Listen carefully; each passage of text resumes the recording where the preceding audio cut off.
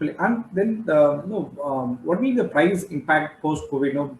A few, I think from builder segment we keep telling the price will go up because of our a few things actually, and few medias promoting because of COVID price will come down actually. How you see this actually?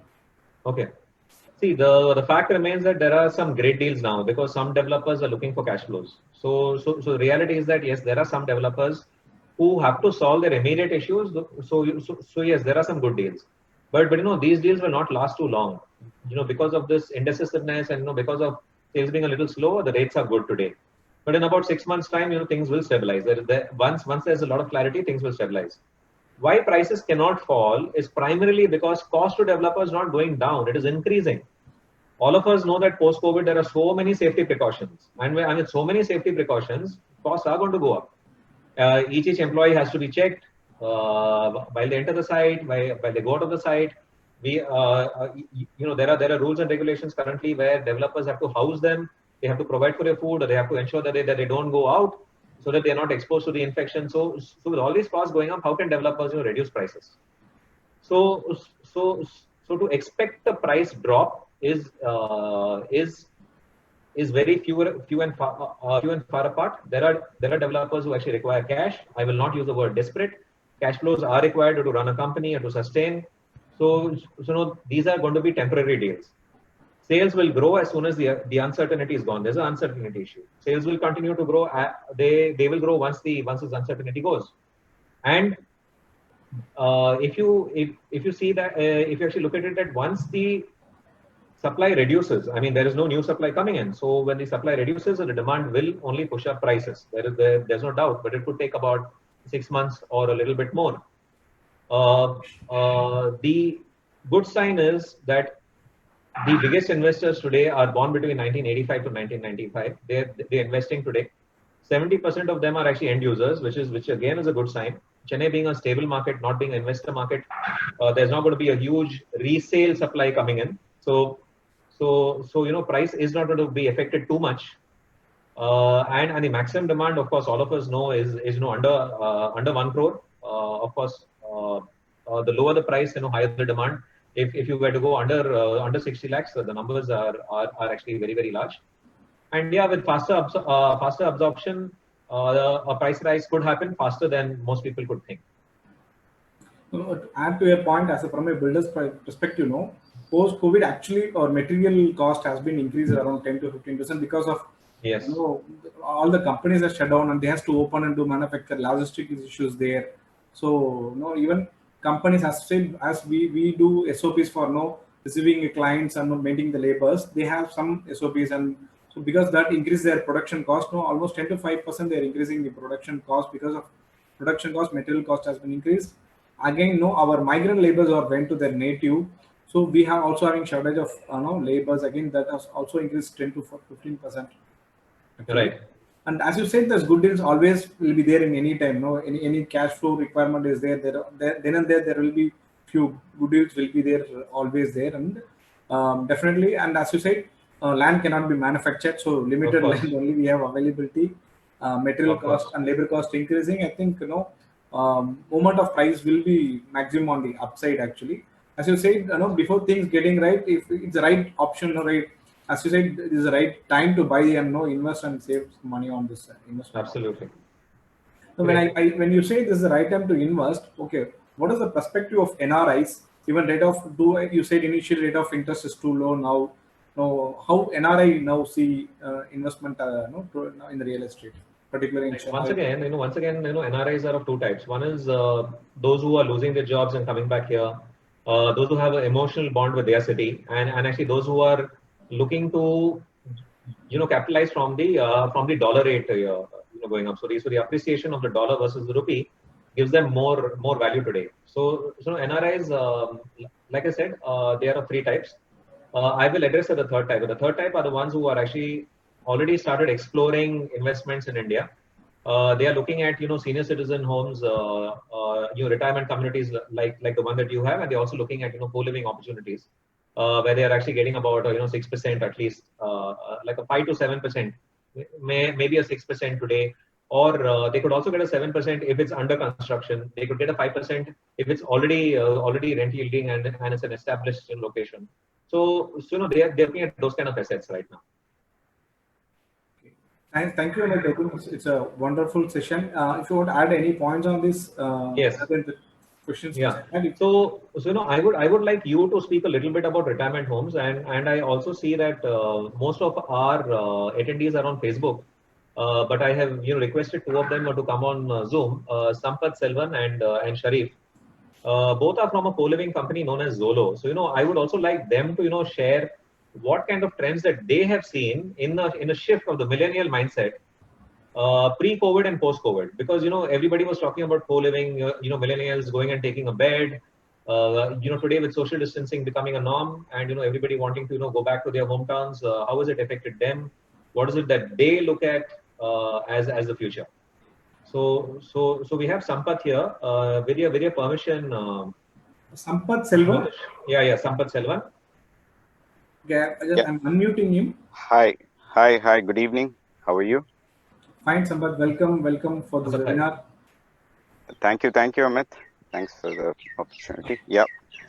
Yes, So, we also have another participant, Zolo Sharif, who will add to what Sampath is saying after Sampath speaks. Yeah. okay. So in this uncertain situation, I think the way this investment opportunities, and the way the consumer behaves with respect to the investment is, since it's a real estate, I think even if you take Chennai as a location, there's a lot of people who went back home, to their natives, whether it's village or town. They're working from there. So every investment happens, or every deal happens when they make a connection with that investment opportunity, right? So today people have gone back to their roots. Some people have made connection, some in their native or in their, in their village or in their town, which people have decided to invest some of their money in their own place. And some people have realized that though we belong to this native, but our opportunity is there in Chennai, so we should definitely have a home and be secured karke. So some people are thinking that they should buy something in Chennai, and there are people who are in Chennai who doesn't have home right now, realizing that they should have some shelter on their own. So they will also put in some money. They will also be buying some of the apartments. And there are people who are outside outside Chennai and outside India as well, but they are part of Chennai, who will be investing in the rent yielding assets. So I think this is how we are seeing the change in the consumer as of today. And this you could do for any business, in the sense, for sure that any investments happen when there is a connection with the investor who is going to put in. So I think this is what we are seeing, change in the consumer behavior with respect to investment. With respect to co-living as an option, the demand is not decreasing, but it's changing, in the sense, people are not going to be there at the home always. So there is a difference between work from home and remote working, in the sense, some of the companies says that 20% of the employees can work from anywhere.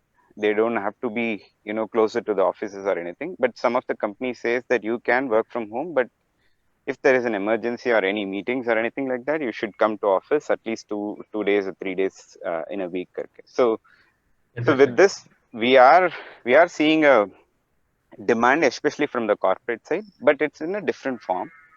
And all this demand is happening through online. So the company who is very good in attracting demand through online, especially in the co-living industry, will have the meat to eat. So fortunately, I think we for last 4 years we have been doing that, and we see fruits reaping up. So the other change that we are seeing is in terms of the preferences. Like when individual has to choose the sharing preference in the co-living industry, they choose as per their budget. Right now, irrespective of the budget, their parents or the company decides the sharing purpose, in the sense companies really coming up and say that, I want one room per my employee, so just give me 100 rooms. Okay. So in the sense, company is giving 50% of that, and then employee is putting in 50%. So employee doesn't really mind taking single sharing than the 2 sharing or 3 sharing. So there is a change in the sharing preference. But the point is, when sharing decreases, the economics slightly goes down, which impacts the yield in the co-living industry as well. So because of that, the other services that we were talking about, whether it is space for treating a sick person, or sanitation has to be there for, at least for next 2 years.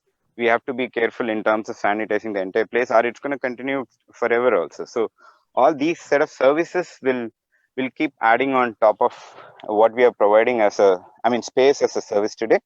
So by which we can charge more, so economic might fit in there. So all I'm saying is, there is a change in the preference, there is a changing in the demand form. Yeah, I think this is what we see. Right. Thank you so much. I think you are creating a different asset class for the millennials to invest. Millennials or those investors who are looking for investment. I think different type of asset classes created through this concept. And also want to congrats. I think you raised funding recently. Also, I just read in papers. Yes. Thank you so much. Thank you. Congrats. I just invite Sharif also share few thoughts with us. Yeah, hi. Good evening, everyone. Thank you so much for the opportunity. Basically, to add to Sampath's point, there are just 2 aspects that I would like to cover upon. One is about the real estate, stability in terms of sales and price positioning and all that. What I foresee is that as long as a developer focuses on certain buyer segment, be it end user segment or be it investor segment, and come out with projects which adds value proposition for the set asset class, not only limited to the product, location and quality, but also in terms of the yield potential and the longevity of such yield potential. As long as we product position the real estate offering to the right the buyer class, the prices are going to be stable. The price fluctuation is only will happen when the cost doesn't meet the value. As long as the value proposition is there, prices are going to be stable. So this temporary shift in sale and all that, as rightly pointed out by Amit, is because of the indecisiveness as a wait and watch approach. Maybe post the clarity, there might be a big impact on a specific segment of real estate that's going to happen. Real estate developers has to identify those asset classes and accordingly product position their offering accordingly. This is one thing. Second, with respect to specific aspect on the shared economy of business, be it co-living or be it co-working and all that, it's going to stay as well as it's going to grow. Fundamentally, despite of the fact being Corona and all that, post-COVID or any other reason for that matter, these kinds of shared economy improves the cost efficiency of your operations, whether be it on your living or on your office spaces. These shared options are much better in terms of cost efficiency and more professionally managed than a regular single standing model of inventory. So these industry is going to grow. Thirdly, with reference to co-living development, especially in metro cities and tier 1 locations, despite of having this work from home or remote working, a set in a group of people are going to come in and all that, because of the social infrastructure and the growth opportunities available in these locations, though specific people might have an option to stay back at home, for the sake of the social infrastructure and the future opportunities that they foresee in these kinds of cities, they would rather prefer to actually move into a metro city to avail better opportunities in life. So these are my observations with respect to the industry, shared economy, and co-living in specific. Thank you, Sharif. I think I'm just seeing you. We are interacting almost past 1 year. The zeal and the enthusiasm having towards this concept, I'm energetic. I think we love to work with you in future, definitely. Thank you so much. It's an honor. Yeah, most of what Sharif and Sampath spoke also applies to retirement communities. So the cost effectiveness is good. The facilities are better, and people are willing to pay rentals for that, and an investor gets great value. So developers should be looking at those asset classes, aggressively. So see, in retirement homes, as Sharif said, shared economy, in retirement homes where the services there, no, in services, Yes. the shared economy plays a major role. See, any elderly couple lives in a urban living, no city, they has to spend minimum 50,000 to 60,000 rupees per month to take a domestic help. If they want to have a cook, if they want to have a housekeeping people to clean their security, gardening, cleaning of things, tank or concierge services, altogether they have to spend minimum 50 to 60,000 rupees per month for a couple. Whereas in a retirement homes, a couple can spend 15,000 rupees or 20,000 rupees max, including food. See, example for example, in Pollachi, I can tell you in a villa which is 500 square feet, very comfortable for a couple, where your maintenance cost will be 3,000 rupees per month, where no, your all housekeeping work will be taken care by them. And we have a common community kitchen where we provide 3 times per day food for a month at the cost of 5,000 rupees. Say, for example, for a couple, the cost will be like 10,000 rupees for the food and 3,000 rupees for the maintenance. So altogether 13,000 rupees, they can have a happy life there. Whereas for this, they have to spend minimum 50,000 rupees in city. So definitely shared economy, no, it's giving a win-win situation for the retired people also. For it is becoming a business model also. And even for retirement homes, people were not looking at to live in a city. They want they want to keep away from the city. So they want a good air, good environment in and around. So mostly retirement homes community will come in the suburban. As you said, suburban will have a potential for development. This retirement community will also create a good appreciation. See, when there is a good running community, that will become a landmark, and this property is almost located in a suburban. As you said, suburban will have a more potential for growth. So appreciation is also happening good. So in retirement homes, appreciation is also good, and rental revenue is good, and the cost of living is also at 1/3 of the cost which is happening in the city actually. So the concept is as you said, retirement concept will go up. During COVID, we had getting a lot of inquiries during COVID because the kids were in abroad or worrying about their parents. No, they were alone at city. Whereas the retired people who are living at our community in Pollachi are very happy. They're getting all the services during COVID also. Right. Thank you, asking this question, Amit. I think, and Sure. thank you, Sharif and Selvam, for joining with us, to enlighten or to share your thoughts about this, different asset class of our investors or for our YouTube viewers. Thank you. Thank you, all the viewers, for watching our YouTube live. And I think a lot of participants, are there. And I thank you all the participants today, are with us for this webinar. And thank you, Amit, for accepting the invitation and Sure. patient enough to explain all our questions. Yeah, Mutish, can we just take one or two questions from Sure, the audience, sure. if you permit? Yeah, sure. Yeah. Is there anybody, anyone who actually has a question? Please go ahead.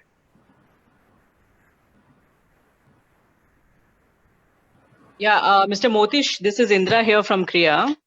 Well, welcome. Ma'am. Yeah, how are you doing? Fine. Okay, so I've seen your apartments in Manivakam, right? The Stepstones. We are doing a project in Kattupakam. Okay, good one. And just wanted to know, your company works with channel partners, sir? Yeah, sure. Why not? Okay, great. And you said something is there in Pollachi, right? What is the name of those retirement homes? Srinivasa Palms. We are developed in a project called the Srinivasa Palms in Pollachi. Okay, so it's 500 square feet, is it? For the 500, we have variants actually. We have 500 square feet 1 BHK. From there we have 900 square feet 2 BHK. Okay, so they also have any facilities like clubhouse facilities, or how is it?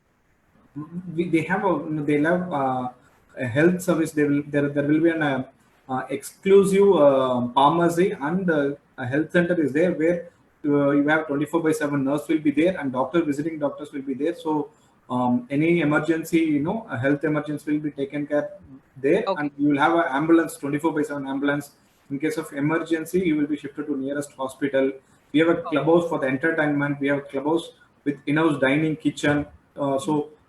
Cooked food, no veg cooked food will be supplied or given there itself. Okay. You have all the facilities there. Okay, fine. Thank you, sir. Just wanted to know. Thank you. Thank you. Thank you. Yeah, can I ask you something? This is Kalpana Yuvraj here. Welcome, ma'am. Welcome. Yeah. Is it something similar to the Kovai properties in Coimbatore, which is run by the major? Yes, ma'am. Exactly. Is it something like the Kovai properties, is it? Yes. It is a Okay. purely retirement home. Retirement home community. Whereas since there's a Pollachi is in affordable segment, this will be more of affordable segment. Okay, is there any unit for sale as well? Yeah, we have. How far is it from the earlier Vedatri Maharishi's ashram? Ma'am, shall we take it as an offline? Sure, thank you. I will share my mobile number. Please. We'll take it in Thanks. offline. Participants, if you have any questions to Amit, I think will be more appreciable. I will share my mobile number. Any business related things will take offline. Any questions to Amit will be more appreciable here. Thank you so much. Thank you. Thank you. All of them are my friends, and I actually think that they can reach out to me anytime as well. Amit, Please go ahead. Amit, this is Sampath.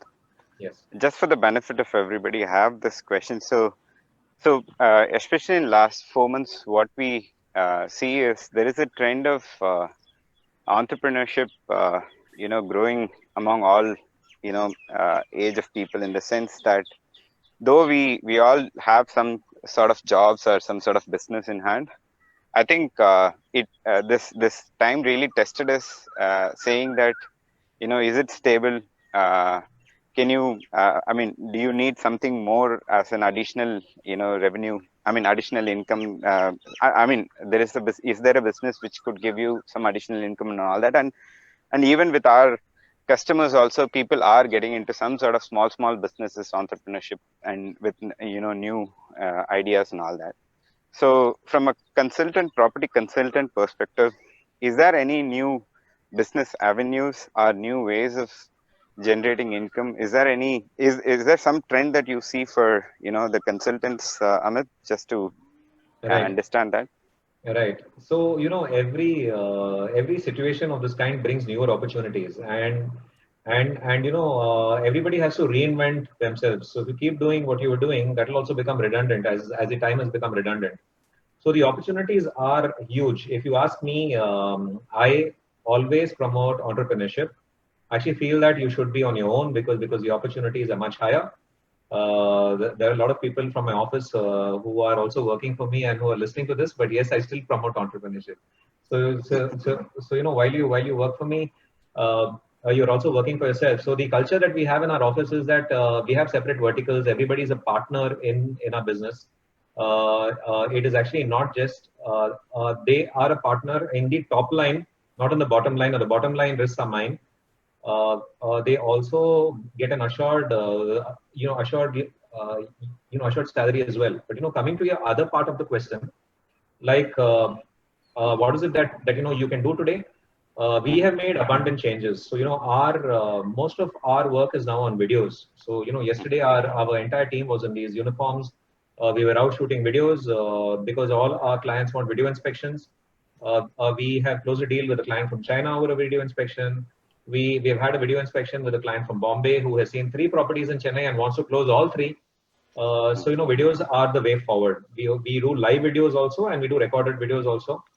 So you need to invent yourself, reinvent yourself. The world is changing like never before.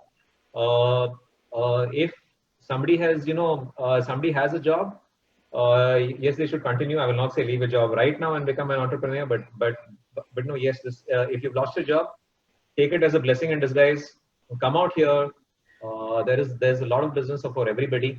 Even a lot of my members in Kriya ask me that, how is it that you share all your contacts, you share every builder to us? I believe that it's an ocean. The more I share, the more I get. So that's how it is. It's absolutely so vast that there is business and work for everybody. Okay, cool. Thank you, Amit. So I actually hope that I answered it. If you have any more doubts, you can ask me now or even later. No, you. I think you made a point. Yeah. I think you're anyway, your circle will know the exact ways to, do that business. Obviously, you can't be Yes. explicit here, but yeah, thank you. No, I actually share with them explicitly everything that I'm planning and everything that I'm doing. Okay, great. Yeah. Great. So I actually think that that we're done. Nobody else, seems to have any more questions. Okay. Be care, Bala.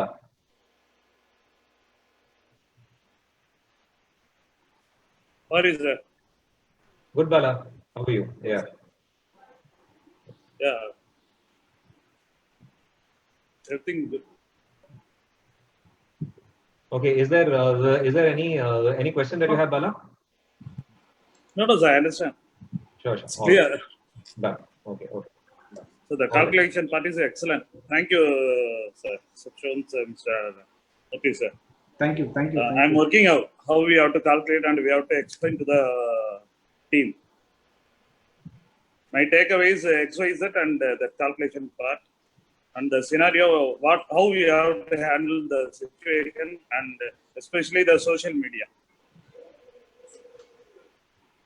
Absolutely. Thank you. Thank you, Balaji. Motish, we can close. Motish, you can actually proceed. I actually don't think that we have any more questions. Yes, and I think everyone has come in. Thank Amit, Amit, can I come in? Yeah, please. Sure, Mojiv. Yeah, Amit, there is a scenario that certain builders are giving rental assurance for 2 years or 3 years, whatever it is. How far is it safe, Amit? So let us shift this question to Motish. Motish, are you having any kind of rental assurance schemes right now? Yeah. How safe is this? How are you guaranteeing it? What if the tenant vacates tomorrow? What if your operator leaves and goes? How are you going to ensure that my client who has trusted me and actually invested is 100% safe? See, when the rental scheme is there is a lot of rental schemes. We can't define it in a generic. Okay, there will be a different kind of rental schemes from different types of builders. Where I can share you the rental scheme offers which we are giving in a project in Pondicherry. We are developing in a 15 acres of villa project. It is kind of resort model. Okay, where we are we're creating a win-win situation where we are creating a resort and we are selling to the end user, and end user buys it and they can give it to lease out to operator. Okay, we are bringing an operator. We tied up with an hospitality partner. So what happens? We create a win-win situation. So we are selling using this USP. Those who are buying for their own purpose. There are two kind of people are there. One, they buy and keep that resort for them for their use. Someone want to lease it out. Okay, so what we done, we have bought an hospitality partner where this hospitality partner gets whole property without investment. So it's a win-win situation we are creating. And this hospital partner who is operating this will run on day basis. So how this co-living or those OYO whatever works. Okay, the same concept. We will normally builder will have a tie-up with an partner. On selecting the partner is very important. Selecting of the running operational partner should be very precise. They should already should have some experience kind of things, and selecting of this partner is important. If that part is done well, I think this rental sharing model will not go back actually. Okay, so based on the builder, operator, and the client, it's a win-win situation we are creating. So the property will not be ideal thing it will fetch a rental income for them. Purely selection of an operator, because normally builders won't do operate this rental properties. Normally they will connect with the white label companies or any corporate companies and do a tie-up. Okay, so selecting of that company will complete 70-80% of a job. Okay, so then definitely that assurance rental assurance will be there based on the operator. Right. It's purely based on the builder and based on the operator. Yeah, follow up on this question. What is the ROI and what is the lock-in period? Any lock-in period guarantee?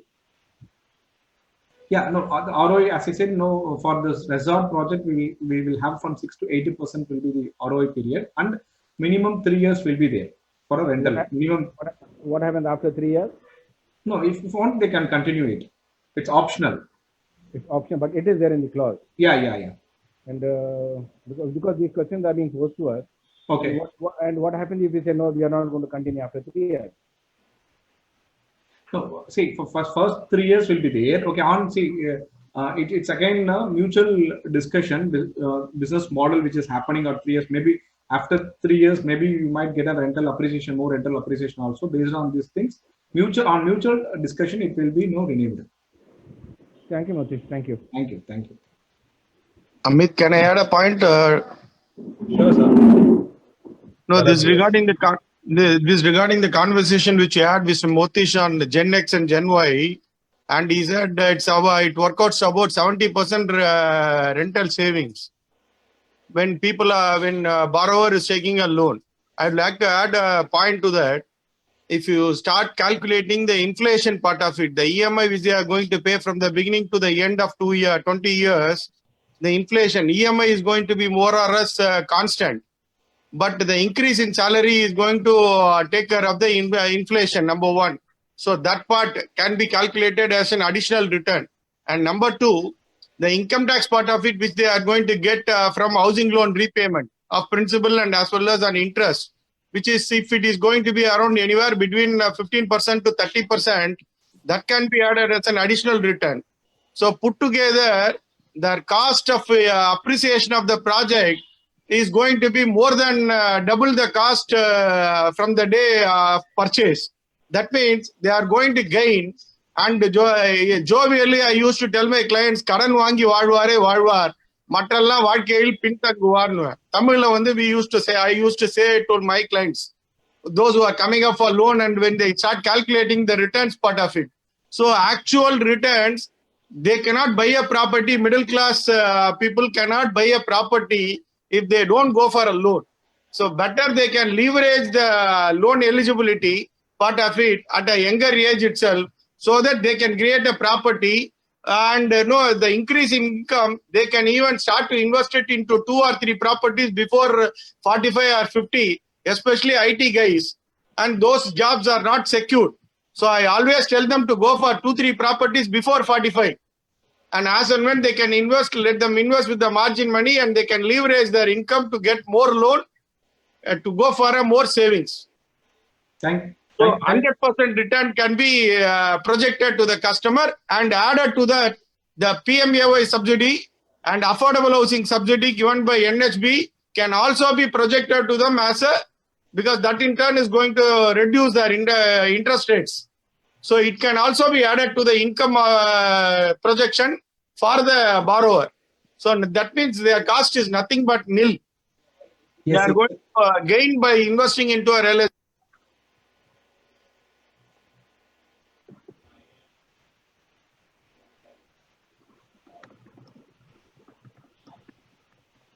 Hello. Balaji sir? Yes. I think we lost him. Sure. Thank you, Balaji sir, for sharing this.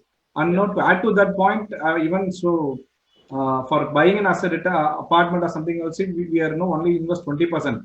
Remaining any asset class, you have to invest 100%. Yes. You will not get loan at 7. Today it's 6.9 to 7%.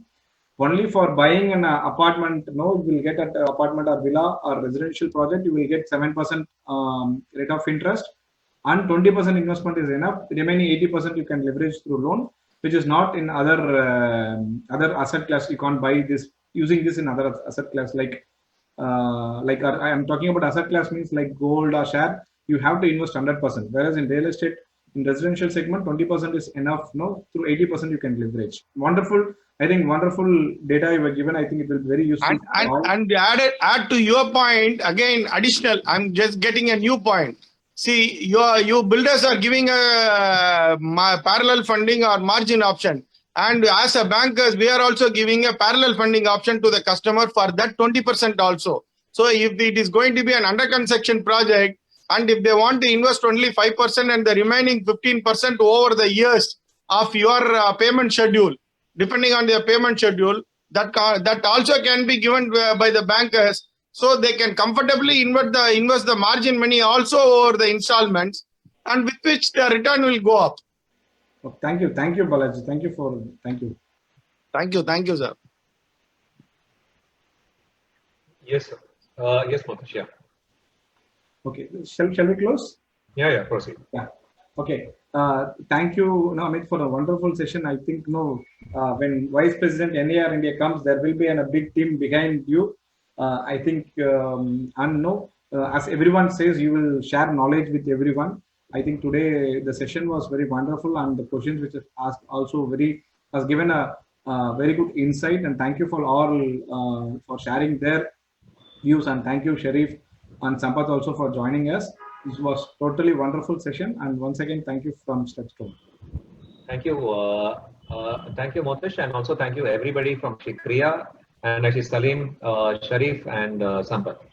Thank you all. Hey friends, subscribe to my YouTube channel and follow me on Facebook for regular updates.